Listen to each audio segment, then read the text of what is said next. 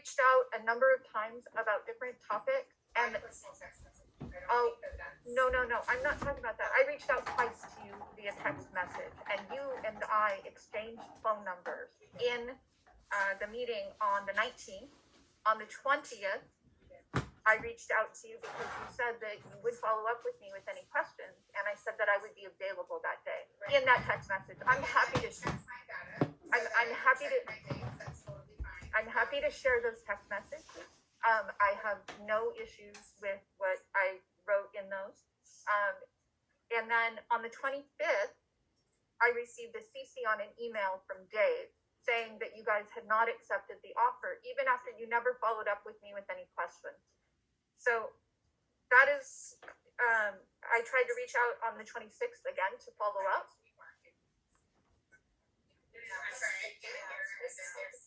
Okay. Let me just say that this is my issue is basically that we have tried to reach out, we have tried to meet you at the table, we have been told that everybody is being held up by Dave on this, and you're not interacting with the board members. I haven't said the hold up with Dave at all. Okay, that's what was posted in. My primary response to you guys was that I was making sure that we were following legalities. It was really hard for us to talk, meaning that the relationship that's with our actual representative is kind of fragile. I'm not sure the right word to use, but there's a lot of intonation here. So it makes it really difficult to kind of sit in a room.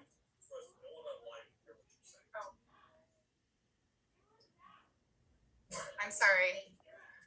It just makes it really difficult to try and navigate through a way of communicating when we don't have great communication skills between some of the people on the board or administration with our negotiating team. So it makes it really hard. I know that in the meeting that I had with Gregory, a lot of time was spent talking about previous numbers that I didn't care anything about. I was trying to get Gregory to hear what we needed as a classified staff.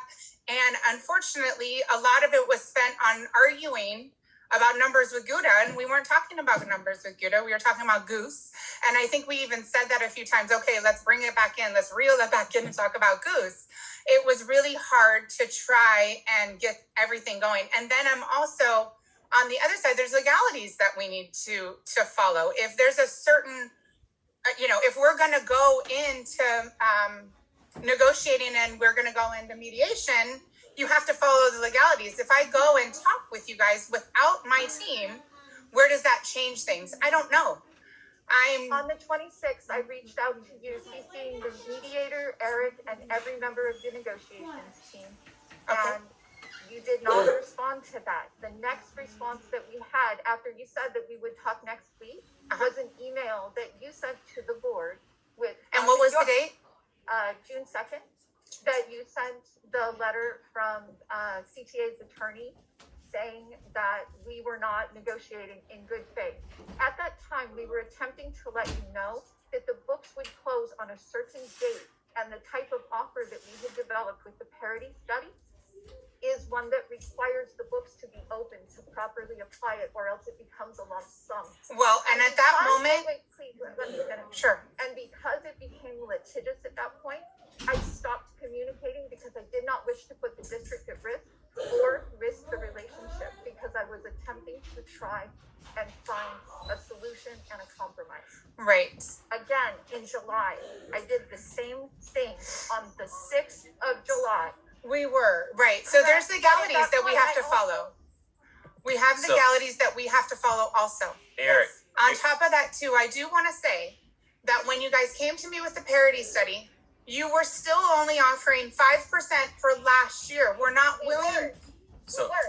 You were. So we'll you were. We understand and that. This is where the communication is, and there's a problem. Which is why I asked you if you had any questions to please follow up with me on the 20th. I didn't have any more questions. It was clear where we were going, that we needed help we were in negotiations, and you were not present, and Gregory had to leave. So how important is our negotiations when you guys aren't present? Oh, excuse me, when my son was sick with 103 fever, I had to make a decision.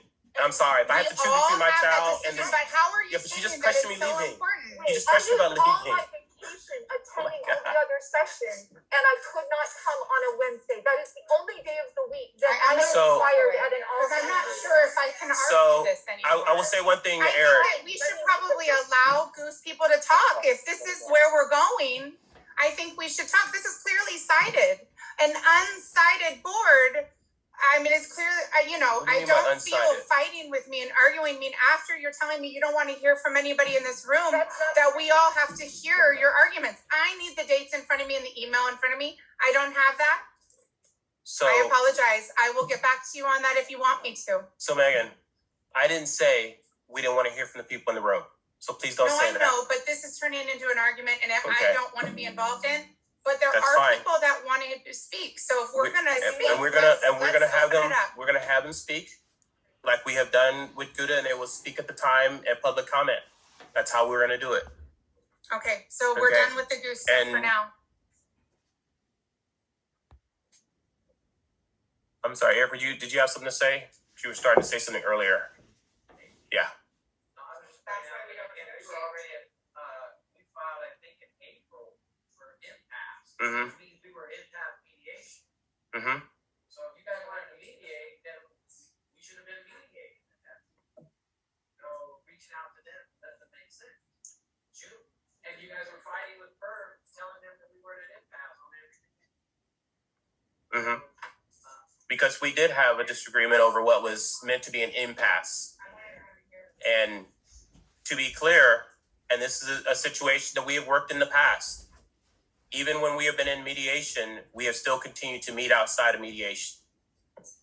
Well, that's not the way things work, because once you're in impasse mediation, you're in impasse mediation. Right. But there's And why wouldn't you mediate?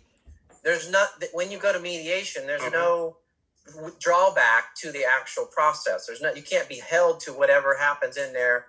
And so why wouldn't those conversations take place